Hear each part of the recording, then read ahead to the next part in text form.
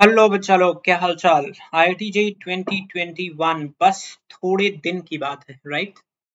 उम्मीद करता हूँ आप सब लोग की तैयारी एकदम कमाल की चल रही होगी, लगभग खत्म हो चुकी होगी, बस लास्ट मिनट रिवीजन चल रहा होगा।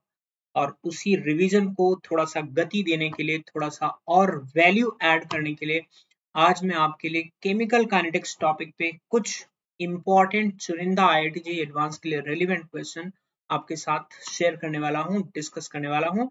आप सबसे रिक्वेस्ट है कि क्वेश्चन पढ़िए, वीडियो पॉज कीजिए, अपने आप ट्राई कीजिए, उसके बाद सोल्यूशन देखिए। ऑलराइट बच्चा लोग, तो चलो स्टार्ट कर दें। पहला क्वेश्चन आपकी स्क्रीन पे आ चुका है। A certain zero order reaction having K is equal to this, rate constant दिया हुआ है। For the disappearance of A, यानी A के disappearance का rate constant दिया हुआ है। What will be the concentration of A after 15 second if the initial concentration of A is 0.5 molar। हालांकि ये है तो बड़ा छोटा सा प्रॉब्लम, लेकिन कई बार बच्चे इन छोटी छोटी चीजों को इग्नोर कर देते हैं, अब भूल जाते हैं या फॉर्मूला भूल जाते हैं। तो उसी चीज को याद दिलाने के लिए, रिवाइज करवाने के लिए ये कुछ क्वेश्चंस मैंने लिए हैं, जिसमें ये this is one of them. काफी आसान क्वेश्चन है। आप जानते हैं for a zero order reaction, किसी भी जीरो ऑर्डर रिएक्शन के लिए जो रेट लॉ इक्वेशन होता है वो क्या होता है। क्या मैं डायरेक्टली लिख दूं C is equal to C naught minus K T. आपको पता है K T is equal to C minus C naught होता है, right. Minus K T is equal to C minus C naught होता है। तो यहां से आप एग्जैक्टली C डायरेक्टली निकाल सकते हो। इनिशियल कॉन्सेंट्रेशन 0.5 है, रेट कांस्टेंट की वैल्यू 0.025 है और टाइम 15 सेकेंड दिया हुआ है। ऑलराइट, इसको सॉल्व कर लेंगे, you will get your answer 0.125 molar. Easy ना, इजी। लेकिन अब एग्जाम में क्लिक करेगा इमीडिएटली, इस बात की गारंटी नहीं है, लेकिन क्लिक कर जाए तो बहुत अच्छी बात है। So your C answer is going to be the perfect one. Next question, for a reaction 2A plus B changing into product, rate law expression दिया हुआ है। रेट ला एक्सप्रेशन क्या इंडिकेट कर रहा है, सोचिए कौन से ऑर्डर के रिएक्शन को इंडिकेट कर रहा है। At a time when T is equal to 1 upon K, concentration of reactant is। Alright, चलो अगेन फर्स्ट ऑर्डर रिएक्शन का rate law expression, rate law equation याद करनी होगी अपने को। If you can recall, C is equal to C not E raise to the power minus K T, है ना। हमें एक्चुअली जब t की वैल्यू 1 अपॉन के है तब C निकालना है, तो C not E raise to the power minus K into T दिया हुआ है 1 अपॉन के, तो simply C not upon e. कितना सिंपल है, एकदम इजी क्वेश्चन, एकदम इजी क्वेश्चन। नेक्स्ट प्रॉब्लम बच्चा लोग, considering the following case of competing first order reactions, after start of the reaction T is equal to 0 with only A, शुरुआत सिर्फ A से की थी। The concentration of C and D are equal at all time, यानी कि हर समय C और D बराबर रहते हैं। The time in which all three concentrations will be equal is given by। तो पैरेलल रिएक्शन का केस है, आपको पता है कि K1 अपॉन K2 हमेशा C अपॉन D के बराबर होगा, concentration of C upon concentration of D, और हर समय C और D बराबर हैं, तो इसको मैं 1 लिख सकता हूँ, यानी K1 और K2 बराबर हो गए। ठीक है। अब क्वेश्चन में बोला है कि वो टाइम निकालिए जब ABC तीनों बराबर है। अब देखो बच्चों, अगर ये x मान लो, मैं अगर मैं C को x मान लूं, ठीक है, अगर मैं इसको x मान लेता हूं, ये भी x होगा, तो क्या मुझे बता सकते हैं कि A कितना बचेगा यदि मैं इनिशियल ले लूं। A minus 2x initial A है और CX बना है, DX बना है, तो A 2x डिकम्पोज हुआ होगा, है ना, अलग अलग रिएक्शंस में।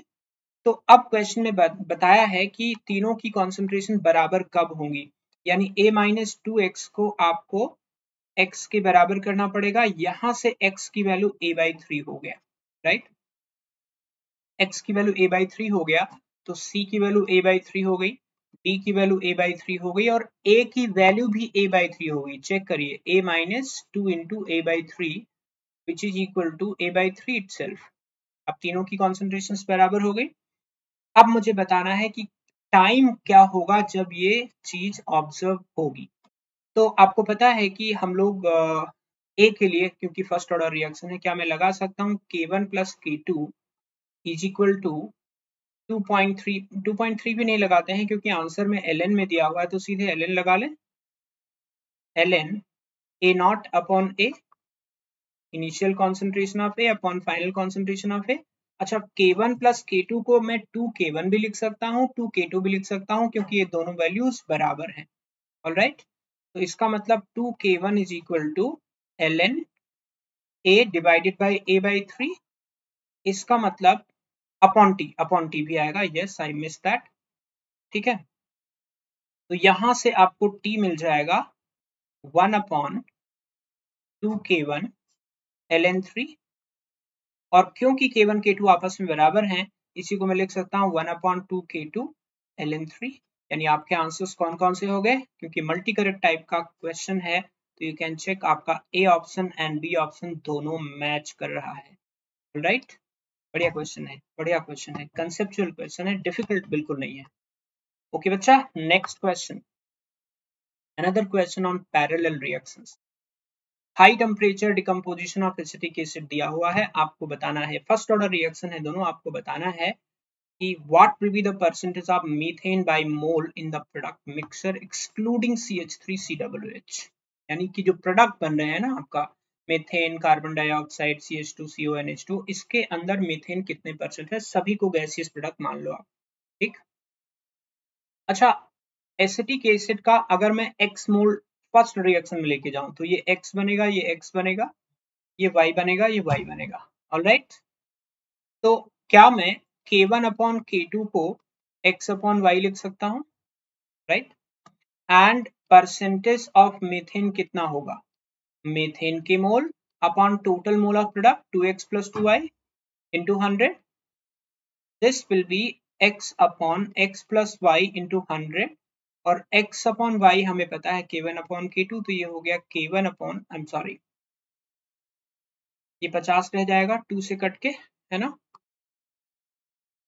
into 50, तो K1 upon K1 plus K2 into 50, so you got the answer 50 K1 upon K1 plus K2। Okay बच्चा, थोड़ा सा कंसेप्ट को घुमा दिया है, बाकी कुछ नहीं है, इजी क्वेश्चन। ओके, चलो नेक्स्ट क्वेश्चन।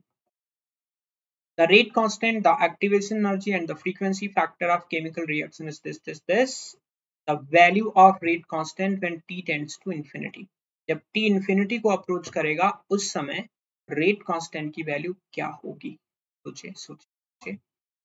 ऑलराइट, चलो, आपको पता है कि जो आर्हेनियस इक्वेशन है k is equal to a e raise to the power minus c upon rt।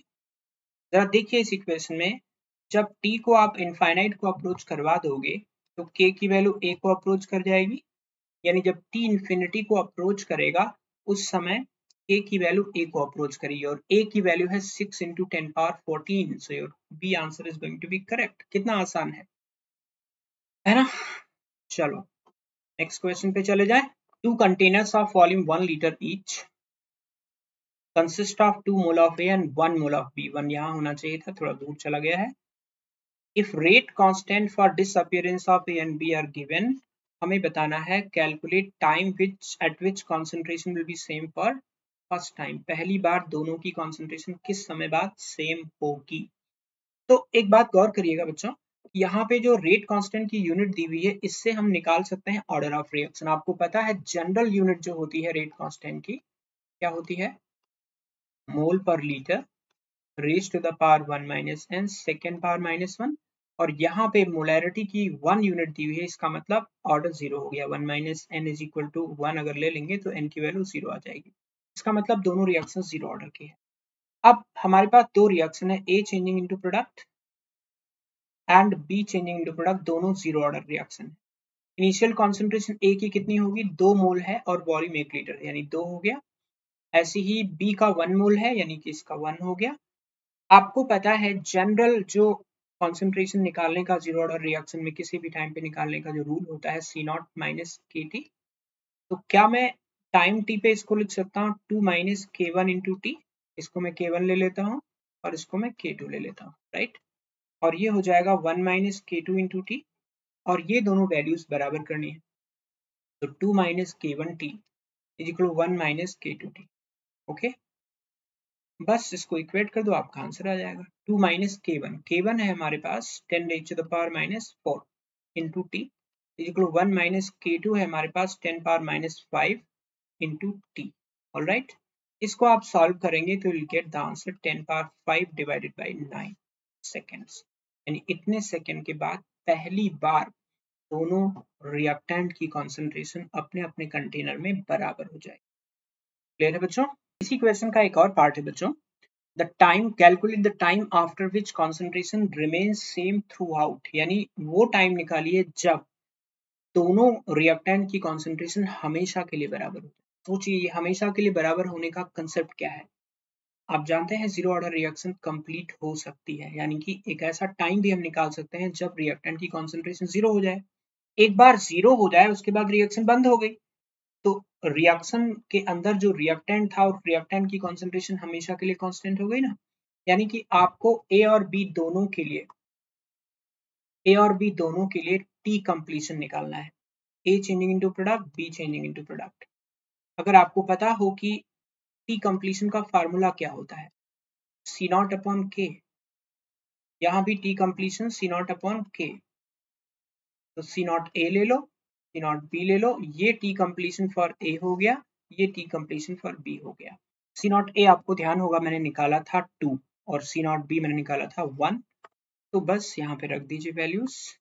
ये आ जाएगा 2 डिवाइडेड बाई के का वैल्यू है 10 raise to the power minus 4, 10 raise to the power minus 4, और ये सी नॉट बी के लिए आ गया, ये था हमारा 1 divided by 10 power minus 5, 1 upon 10 raise to the power minus 5, तो ये आ गया 2 into 10 raise to the power plus 4 seconds, ये आ गया 10 raise to the power 5 second. तो सोचिए कितने टाइम के बाद दोनों की कॉन्सेंट्रेशन जीरो हो जाएगी। फर्स्ट की तो जीरो होगी इतने टाइम के बाद, सेकंड की जीरो होगी इतने टाइम के बाद, तो इतने टाइम के बाद दोनों की कॉन्सेंट्रेशन अपनी को जीरो मिलेगी, यानी आपका आंसर क्या हो गया, सी। क्लियर? नेक्स्ट क्वेश्चन बच्चों, Which integrated equation is correct for following first order reaction? Gaseous phase में रिएक्शन दी हुई है, यानी रिएक्टेंट प्रोडक्ट्स सारे गैसियस फेज में है ना। तो रिएक्शन जो हमारी है, A gas changing into B gas plus C gas plus D gas. Okay, अब अगर इनिशियली ये पी आई दिया हुआ है, फाइनली ये पी आई माइनस एक्स हो गया, ये एक्स हो गया, ये एक्स हो गया, ये एक्स हो गया। अब क्या मैं लिख सकता हूँ, P T is equal to P I minus X plus X plus X plus X. यहाँ से 2x is equal to P T minus P I आ गया, तो x की वैल्यू आ गई P T minus P I by 2। x पता चल गया। मुझे एक्चुअली क्या चाहिए होता है, P I upon P I minus x, तो एक बार मैं directly P I minus x निकाल लेता हूँ। P I minus X is equal P I minus P T minus P I upon 2, ये आपका हो जाएगा 2 P I minus P T plus P I divided by 2। All right, तो ये हो गया आपका P I minus P T upon, ठीक, तो ये हो गया आपका 3 P I minus P T upon 2। बस सब वैल्यू डाल दीजिए यहाँ पे, तो k is equal to 2.303 upon T log P I upon P I minus X is equal to 2.303 upon T log, बस ये वैल्यू डालना है अपने को, ये 2 P I divided by 3 P I minus P T. Clear? Yours answer is B perfect. तो ये एक तरीका बताया, जरूरी नहीं है कि यही इक्वेशन जस्ट आपको जेई में मिल जाएगी, लेकिन इस प्रकार का ट्रीटमेंट दिया जाता है जब भी हमें कभी भी गैस से रिलेटेड, गैसियस रिएक्टेंट प्रोडक्ट से रिलेटेड क्वेश्चंस की डीलिंग करनी होती है। और ऐसा भी कभी कभी होता है कि पी दिया होने की बजाय पी इनिशियल दिया होने की बजाय P T and P infinity दिया होता है, तो पी इन्फिनिटी अगर दिया हो तो हम पी नॉट यानी पी इनिशियल निकाल सकते हैं। राइट गाइस, चलो next question. For the first order reaction T average, T50, T75 in the order, को पता है कि जो T average होता है वो 1 अपॉन K होता है। इसको जब आप 0.693 अपॉन T हाफ लिखेंगे तो ये आपका आ जाएगा 1.44 इंटू T हाफ, ये आपका T एवरेज हो गया, है ना। और आपको पता है T.75 जो होता है वो ट्वाइस T हाफ होता है, तो सबसे बड़ा कौन सा हो गया, T75, T75 सबसे बड़ा हो गया, T50 सबसे छोटा हो गया। राइट, 1.44 टाइम्स है ना T एवरेज, तो ये T हाफ से तो अधिक ही हुआ ना। T हाफ और T50 एक ही चीज है। T50 का मतलब time required to complete the reaction by 50%, time required to complete the reaction by 50%, ऐसे 75 में 75%, राइट? 75, बस ये कंपैरिजन करना है, easy answer, okay. And next question, inversion of cane sugar proceed with half life 50 minutes at pH 5 for any concentration of sugar, इस पे ध्यान दीजिएगा। However, pH 6 जब रखते हैं तो half life changes to 500 minutes for any concentration of sugar। इससे बहुत इंपॉर्टेंट चीज का पता अपने को चलता है, rate law expression for inversion of cane sugar already दिया हुआ है, ये नहीं भी दिया होता तो भी हमें समझ में आ जाता कि एनी कॉन्सेंट्रेशन ऑफ शुगर का मतलब ये हुआ कि जो हाफ लाइफ है वो शुगर की कॉन्सेंट्रेशन पे डिपेंड नहीं करता, और अगर शुगर की कॉन्सेंट्रेशन पे डिपेंड नहीं करता इसका मतलब फर्स्ट ऑर्डर रिएक्शन हो गई शुगर के रिस्पेक्ट में। तो अब आप देखो, अगर हम रेट को ऐसे लिखें, rate is equal to concentration of sugar power 1 into H plus power something, let's say Y, ठीक है। अब क्योंकि H प्लस एक कैटलिस्ट है जो कि कांस्टेंट होगा रिएक्शन के दौरान, तो मैं इसको K dash into sugar concentration power 1 लिख दिया। K डैश क्या होगा आपका, K dash is equal to K into H plus raise to the power Y, ठीक है। अब हमें अलग अलग पीएच पे हाफ लाइफ रिएक्शन की अलग अलग दी हुई है, तो क्या मैं लिख सकता हूँ K dash 1 upon K dash 2 is equal to H plus concentration 1 upon H plus concentration 2 raise to the power Y, है ना। अच्छा, फर्स्ट ऑर्डर रिएक्शन में K होता है 0.693 डिवाइडेड बाई टी हाफ, तो जो इनके रेट कांस्टेंट का रेशियो होगा उसका उल्टा इनके हाफ लाइफ का रेशियो होगा। तो क्या इसी बात को मैं ऐसा लिख सकता हूँ, t half 2 upon t half 1 is equal to H plus 1, H plus 1 कितना होगा 10 raise to the power minus 5 and H plus 2 होगा 10 raise to the power minus 6, pH दिया हुआ है raise to the power Y and t half 2, अब ये मुझे यहाँ करना पड़ेगा, टी हाफ 2 कितना है 500 मिनट, 500 डिवाइडेड बाई 50, राइट 50 है ना, यस 50 है, is equal to 10 raise to the power y, तो 10 raise to the power 1 is equal to 10 raise to the power y, तो y इज इक्वल टू 1 हो गया, यानी H प्लस के respect में भी ऑर्डर 1 हो गया। So your answer is C. तो ये कुछ इंपॉर्टेंट प्रॉब्लम थी जिसको मैंने इनकॉर्पोरेट किया था specially for JEE 2021 advance students. Chapter काफी बड़ा है, मतलब हमने काफी कुछ क्वेश्चंस इसके अंदर इनकॉर्पोरेट करने की कोशिश की है, इससे आपका एक बेसिक चीज का जिसपे ज्यादातर क्वेश्चंस पूछे जाते हैं काइनेटिक्स के, उसका एक क्विक रिवीजन हो जाएगा। ऑलराइट बच्चा लोग, thank you very much for joining me, see you in the next lecture. 2 exam 1 subscription, जो बच्चे प्लस सब्सक्रिप्शन बाई करते हैं उनको मिलेगा यूपीएमएच बोर्ड का plus subscription free of cost. Similarly जो आइकॉनिक बाई करते हैं उनके लिए उनको मिलेगा CBSE plus subscription for 12 and 24 months. This is valid up to 14th of September. Unacademy Edge, this is targeting JEE 2024. Get ahead of your peers, यानी उनसे आगे निकलना है आपको। अगर आप 30 मंथ का सब्सक्रिप्शन बाय करते हैं तो सीबीएसई क्लास 10th के 12 6 मंथ का सब्सक्रिप्शन आपको फ्री मिलने वाला है, और अगर आप कॉम्बो पैक खरीदते हैं सीबीएसई के 12 30 मंथ कॉम्बो पैक, तो ये सारी चीजें आपको फ्री में मिलने वाली हैं। ऑलराइट, और सब्सक्रिप्शन लेने के लिए 10% डिस्काउंट प्राप्त करने के लिए आप मेरा प्रोमो कोड यूज कर सकते हैं SD Sir Live। Alright guys, thank you very much for joining me, bye bye.